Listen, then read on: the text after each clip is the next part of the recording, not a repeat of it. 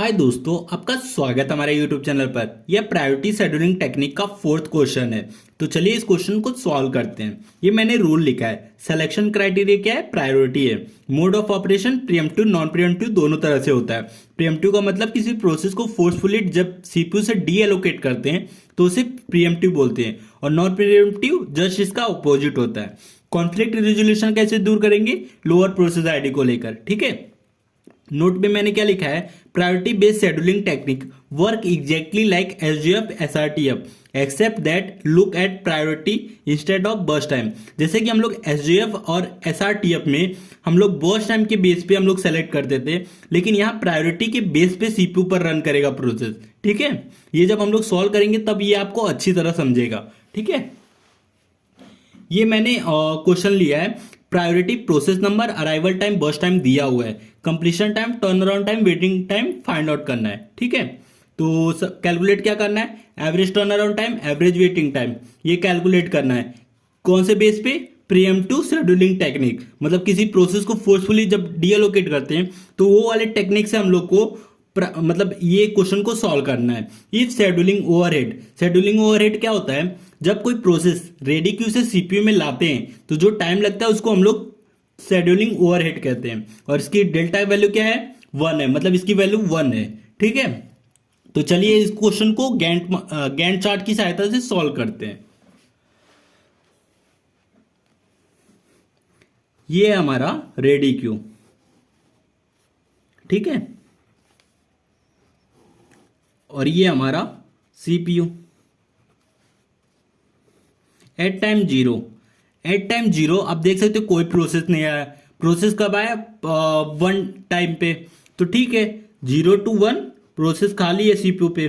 फिर ready queue में process 1 पे कौन सा प्रोसेस आया है? एट टाइम 1 पे प्रोसेस 2 आया है। तो ठीक है, P2 प्रोसेस आ गया। इसका बर्स्ट टाइम क्या है? 1 यूनिट है।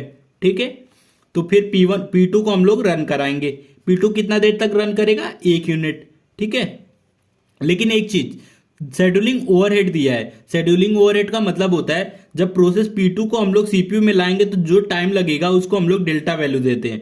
तो मतलब डेल्टा वैल्यू 1 है, तो पहले डेल्टा वैल्यू रहेगा 1 यूनिट। ठीक है, 1 to 2 डेल्टा वैल्यू, फिर P2 रन करेगा 1 यूनिट, तो 3 हो गया। एट टाइम 3 पे आप देख सकते हैं कि मतलब प्रोसेस P1 भी आ गया है रेडी क्यू में। तो ठीक है, P2 कंप्लीट हो गया, P1 आ गया है, और इसका बर्स्ट टाइम कितना है? 4 है।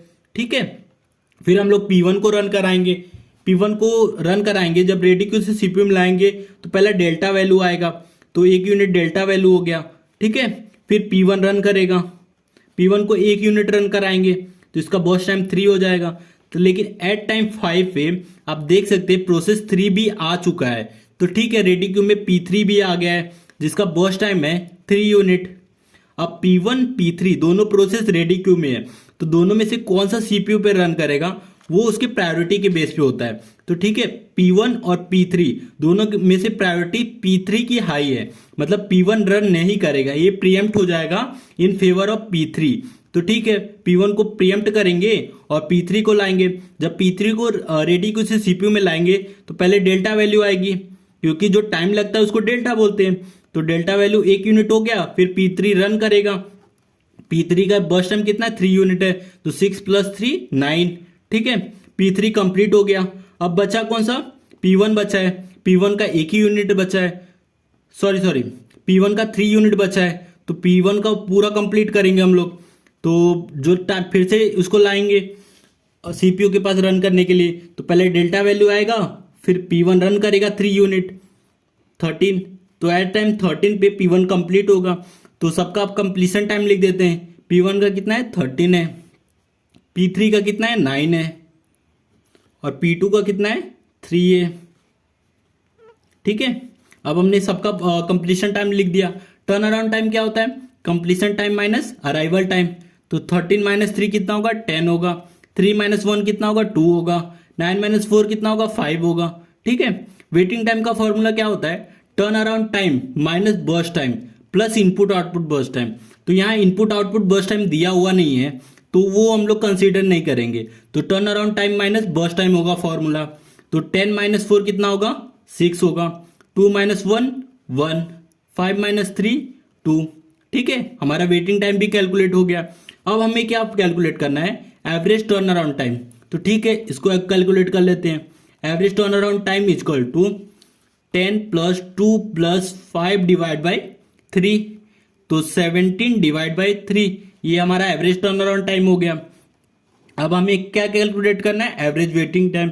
तो ठीक है, average waiting time is equal to 6 + 1 + 2 divide by 3, तो ये क्या हो गया, 9 divide by 3 is equal to 3। ये हमारा एवरेज वेटिंग टाइम हो गया। तो ये हमारा क्वेश्चन यहाँ सॉल्व हो गया। ठीक है, अगर वीडियो अच्छा लगा तो प्लीज वीडियो को लाइक और हमारे चैनल को सब्सक्राइब करें।